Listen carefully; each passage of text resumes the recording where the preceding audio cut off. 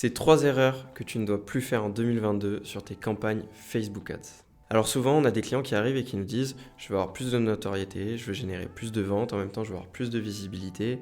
Et en fait, on veut tout en même temps. Et ce qui est intuitif quand on commence à lancer du Facebook Ads, c'est de lancer sur un objectif de notoriété, de trafic.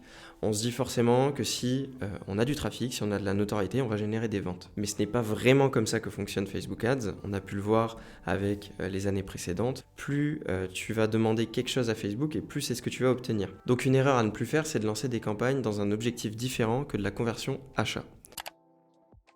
Je vais te mettre l'exemple ici d'une cliente qui a commencé à faire de la publicité sans agence et qui a l'ensemble de son budget dépensé sur du clic sur un lien. Donc l'objectif était tout simplement de générer du trafic.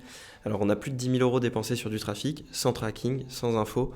Donc c'est pas 10 000 € dans le vide, mais pas loin parce qu'on n'a pas pu optimiser et parce qu'on ne sait pas ce qui a été généré grâce à cet investissement. Si tu as envie de faire des ventes, tu lances un objectif de conversion achat. La deuxième erreur, c'est de penser qu'une créative faite à l'arrache sur un bout de table avec un iPhone va te permettre de faire des ventes. Alors oui, ça peut arriver, tu auras de la chance, mais il y a de plus en plus d'annonceurs, il y a de plus en plus de personnes qui travaillent leurs créatives de façon à ce qu'elles soient performantes. Et si toi tu arrives avec des créatifs qui ne sont pas travaillés, tu as de grandes chances de ne pas avoir de résultats. Il faut être proactif sur les leviers. De ce qu'on voit, des marques qui performent, ce sont les marques qui nous proposent le plus de créatifs ou pour qui on réalise le plus de créatifs. On a un studio en interne pour le réaliser. Si d'ailleurs c'est quelque chose qui t'intéresse, on peut le faire aussi pour des clients avec qui on ne travaille pas. Mais vraiment, ne commence pas à dépenser beaucoup de budget sur 3-4 créas sans avoir de quoi renouveler tes créatifs, sans avoir d'autres choses à tester. Il ne faut pas oublier qu'il y a différents formats. Tu as des carousels, tu as des gifs, tu as la possibilité de faire de la vidéo. Donc essaye tout l'éventail des possibles pour tes créatifs de façon à trouver ce qui performe pour toi. Mais si vraiment tu as envie que ton investissement soit durable et performant, il faut que tu testes des créatifs. Tu ne peux pas juger un levier en ayant uniquement 3-4 photos et en se disant « ok, ça marche pas, c'est la faute du levier ». Pas du tout. Ça se trouve qu'avec d'autres créatifs, tu auras eu des performances beaucoup plus intéressantes. Et d'ailleurs, si le sujet des créatifs t'intéresse, on va sortir prochainement une vidéo sur ce qui est une bonne créa et comment réaliser une bonne créa. Le but étant que tu aies toutes les clés pour pouvoir toi aussi faire de la performance chez toi. Et la troisième erreur la plus fréquente que j'ai pu voir en 2021, c'est des problèmes de tracking. Des personnes qui diffusaient 20 000, 30 000 € avec un tracking qui n'était pas le bon. Alors oui, il y avait une répercussion, il y avait des ventes sur le site, mais on ne pouvait pas quantifier les ventes qui provenaient réellement du levier. La première chose à faire avant de dépenser le moindre euro, le moindre centime, c'est de vérifier ton tracking. Si tu as des ajouts paniers en double, tu as un souci de tracking. Si tu as des valeurs de conversion qui ne remontent pas, c'est aussi un souci de tracking.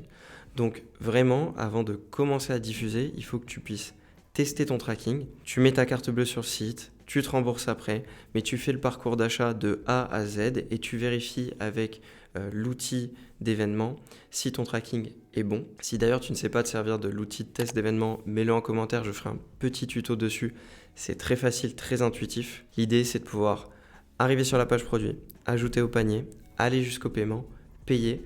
Il faut que tu retrouves toutes les étapes tout au long du tunnel, que tes valeurs remontent convenablement. Si tu n'as pas les valeurs qui remontent, c'est-à-dire que tu ne pourras pas mesurer ton retour sur investissement. Si tu ne peux pas mesurer ton retour sur investissement, tu ne peux pas savoir si ton investissement est rentable. Donc vraiment, s'il y a un point où il faut appuyer, c'est sur ce tracking. J'ai vu beaucoup trop de comptes, beaucoup trop de personnes qui diffusaient avec un tracking qui était mauvais. Également, attention au domaine, à bien vérifier le domaine et à bien paramétrer l'ordre et la priorité de tes événements dans ton domaine. Si tu n'as pas la bonne priorité d'événements, tu n'auras pas les bonnes informations qui remontent pour Facebook, ni la bonne optimisation. Donc, tracking plus domaine. Bien entendu, il y a plein d'autres erreurs à ne pas commettre, mais celles-ci sont les plus récurrentes que j'ai pu voir courant 2021. On a dépensé des millions d'euros en publicité, donc ne fais pas ces erreurs, ne dépense pas dans le vide. Fais en sorte que toutes les chances soient de ton côté pour créer de la performance. Et une fois que tu as tout mis en place, tu peux commencer à scale et à dépenser des budgets conséquents. Et bien entendu, si tu es passionné par l'entrepreneuriat, par la publicité en ligne, tu peux nous retrouver tous les mercredis et tous les vendredis. Si tu as des questions sur ce que je viens de dire, tu peux le mettre en commentaire, je te répondrai avec plaisir. Et sinon, abonne-toi et active la cloche des notifications. Ciao!